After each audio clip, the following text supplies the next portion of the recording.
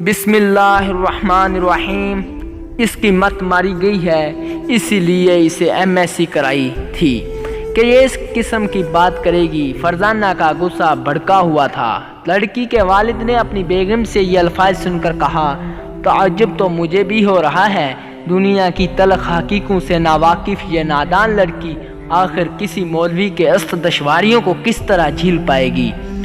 باپ امین الحسن کے چہرے پر فکر کی گہری لکیریں پھیلتی ہی جا رہی تھیں۔ سنیے سونو کے ابو، میں تو سمجھا کر تھک چکی ہوں، الٹا مجھے سمجھانے لگ جاتی ہے۔ اللہ کے رسول صلی اللہ علیہ وآلہ وسلم کی صحابیات کے واقعات پیش کرنے لگتی ہے۔ ایسے میں بھلا اس سے کیا کوئی معقول بات کی جا سکتی ہے؟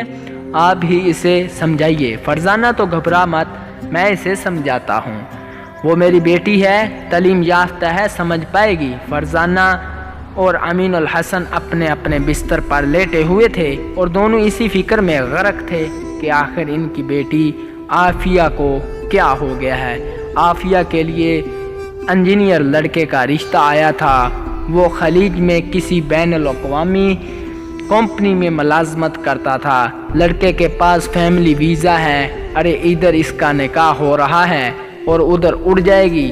تیری عافیہ شہر میں عالی شان کوٹھی میں رہتی ہے، اس کی فیملی سے کمپنی کی طرف سے بہترین گاڑی ملی ہوئی ہے، اس کے نیچے کتنے سو ملازم کام کرتے ہیں۔ خوش قسمت ہے تیری عافیہ، دیکھ ماشاءاللہ کیا رشتہ آیا ہے۔ تصویر دیکھی ہے تو نے لڑکے کی؟ ارے پرنس لگتا ہے ماشاءاللہ، عرب شہزادے سے کم نہیں۔ فرزانہ بھی ہاں میں ہاں ملا رہی تھی۔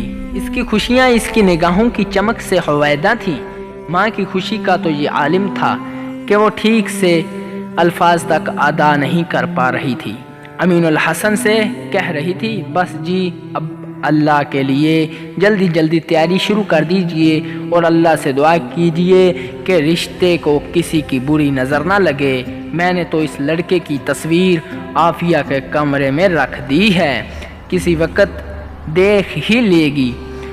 بہت خوش نصیب ہے ہماری شہزادی۔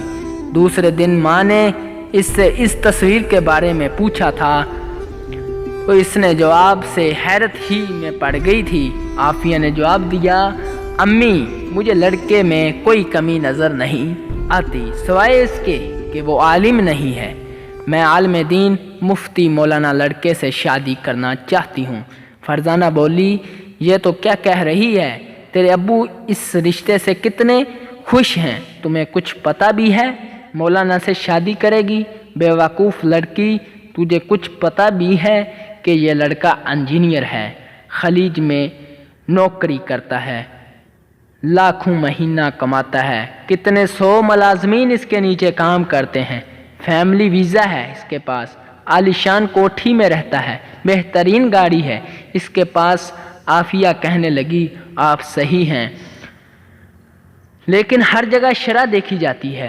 ہو سکتا ہے کہ کچھ مولوی برے ہوں، لیکن زیادہ تر اچھے ہوتے ہیں اور اپنی فیملیوں کو بہت خوش بھی رکھتے ہیں، کیونکہ وہ حدیث جانتے ہیں جس میں ہمارے پیغمبر صلی اللہ علیہ وآلہ وسلم نے مردوں کو خطاب کرتے ہوئے فرمایا تھا کہ تم میں سے بہترین وہ ہے جو اپنے اہل خانہ کے ساتھ بہتر ہے۔